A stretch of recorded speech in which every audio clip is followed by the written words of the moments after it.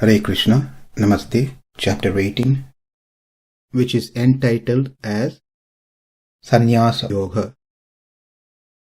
Sloka 10. Na dveṣṭy akuśalaṁ karma, kuśale nānuṣajjate, tyāgī sattva-samāviṣṭah, medhāvī chinna-saṁśayaḥ. After explaining about Sattvika tyāga, which includes kartrutva tyāga, mamata tyāga, phala tyāga, but not the karma tyāga. Here, in this verse, Krishna gives the benefit of cultivating mood of Sattvika tyāga. One who performs Sattvika tyāga doesn't get disturbed at any situations, stays very brave. He neither get agitated by the outcome of his papa karma, nor get excited by the outcome of his punya karma. And this sloka explains how is that possible for such person to be not disturbed in either cases. Now let's first understand the meaning of the sloka. Sattva-samāviṣṭa, inspired or absorbed or pervaded in sattva guna. That means a person who is prominently as sattva guna, absorbed in sattva guna. Tyāgī, the one who has taken up the sattvika tyāga, is referred here as tyāgī because he performs actions relinquishing three types that has been mentioned in the previous sloka. Relinquishing the sense of agency, I am the doer. Relinquishing the sense of attachment, this belongs to me. And relinquishing the fruits of action, this result belongs to me. Therefore, he is tyāgī. As per Bhagavad Gita, that is the true meaning of tyāgī.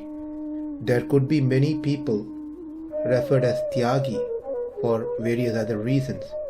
But Krishna says a true tyāgī is one who abides to this principle that we just saw. Medhāvī, endowed with right knowledge.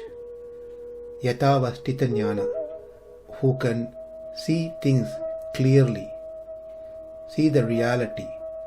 One will acquire clear knowledge of the reality as it is. Therefore, he will be medhāvī.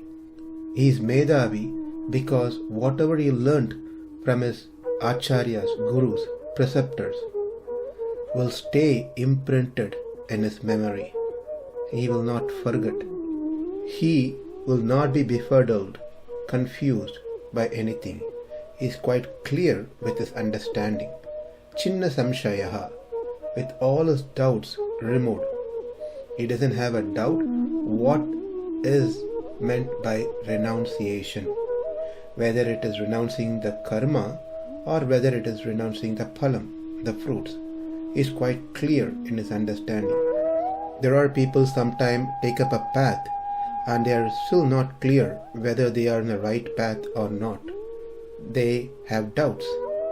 Chinna-saṁśayaḥ means one who doesn't have any doubts. All the doubts are completely eradicated. How can a man of clear knowledge, who's medhāvī, can have any lingering doubts in his mind? That is not possible. Therefore, chinna-saṁśayaḥ. We should note something here. We are covering the second half of the sloka first before going into the first half. That is because the second half of the sloka is the causer and the first half of the sloka is the effect of that cause. That is, because he is a sattvika tyāgī, because he is medhāvī, because he has no doubts, chinna-saṁśayaḥ, therefore, akuśalaṁ karma na dveṣṭy, kuśale nānuṣajjate. Let's see what are the effects because of those causes. Akuśalaṁ karma, acts which produce harm, na dveṣṭy, does not hate. kuśale, in the auspicious, nānuṣajjate, nor becomes attached. Now let's combine these two to get the meaning of this sloka. The intelligent renouncer, situated in the mode of goodness, neither hateful of inauspicious work nor attached to auspicious work, has no doubts about work. Now let's understand what it means. One who is a sattvika tyāgī never gets affected by anything. Unlike us, we get affected when we get some bad things, miseries, due to our past papa karma. We get happiness, excited when we get something which is favorable due to our past punya karma. Whereas this person who performs sattvika tyāgam is not so. He is not afraid or hate things that bring him miseries due to his papa karma. He is not excited or attached to things that brings happiness, joy due to his punya karma. Arjuna is thinking in his mind, is it even possible to be like that, Krishna? We get so much attached to the good things that happens to us. We get so much disturbed when the bad things happen to us. How is it even possible for someone to be unaffected by either of these cases? It is quite different and difficult to understand. This is not what we see in the world. And I feel it is normal to be so. When bad thing happens, one goes through tough time, feel miserable. When good thing happens, one enjoys the fortune. Krishna smilingly said, well, let me make you understand something, Arjuna. Say, when your neighbor gets a treasure from his backyard, how do you feel? Arjuna said, nothing. Krishna asked, why not? Why don't you feel joyful? Why don't you feel happy when your neighbor gets the treasure? Arjuna said, Krishna, that treasure doesn't belong to me. Krishna said, is that all? Arjuna said, I did not dig the ground hours together to get that treasure. That action doesn't belong to me. Krishna said, is that all? Arjuna said, well, I am not the one who's going to enjoy the treasure. The result of digging the ground to get the treasure is not mine. Krishna smilingly said, that's it, Arjuna, you said right. That treasure doesn't belong to you. You didn't do anything to get the treasure, and the treasure is not your reward. Therefore, you don't feel joyful. Let me make sure we are on same page, Arjuna. You did not dig the ground.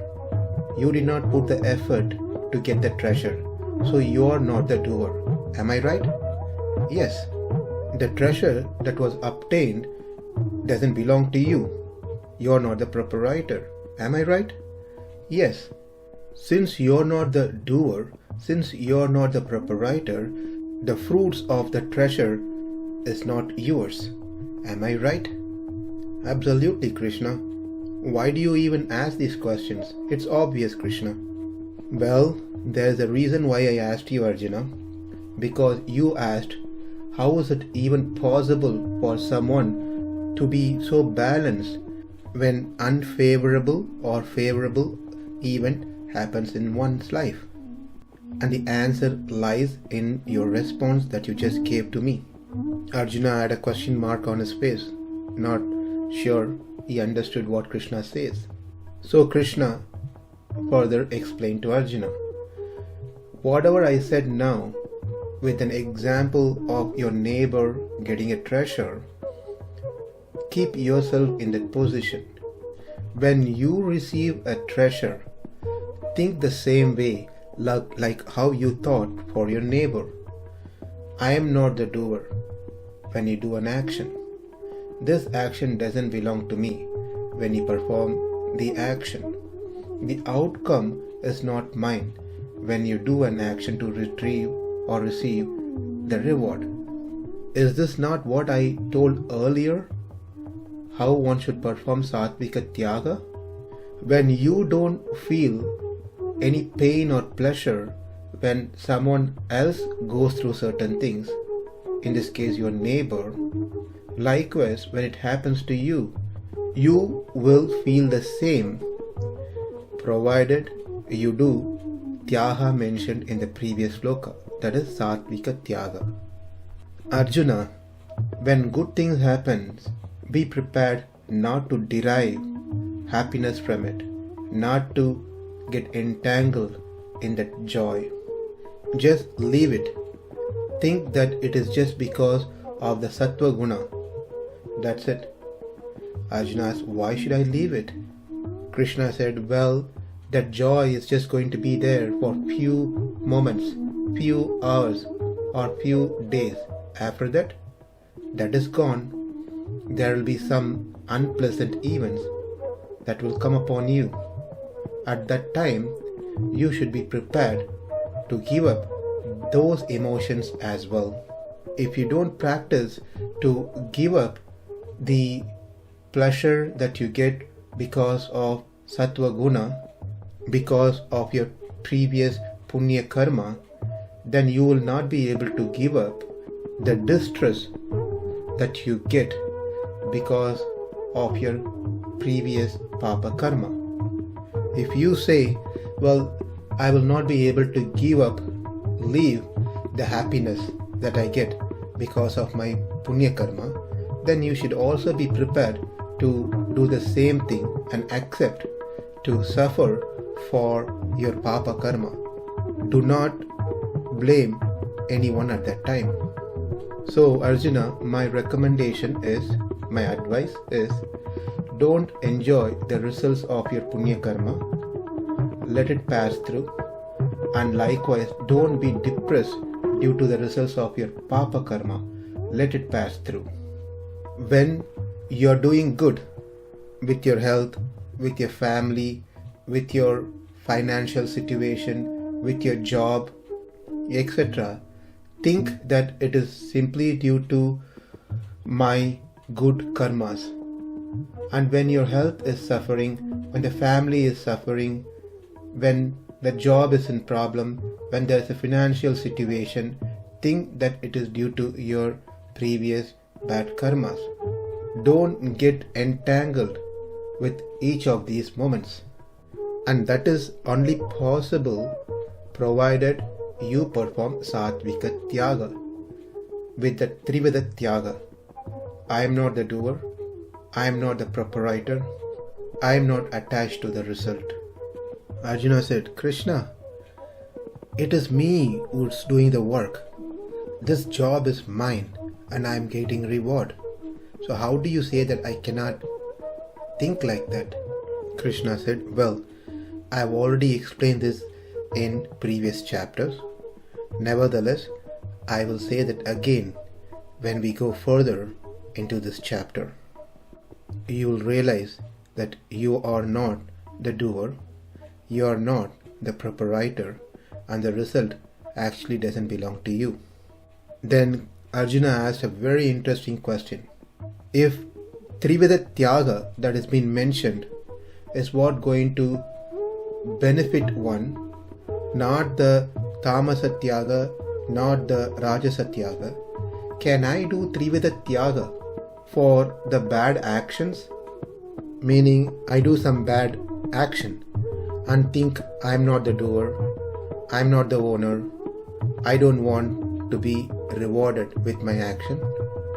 Well, let's see what Krishna has to say to Arjuna's question in our next session. Namaste, Hare Krishna.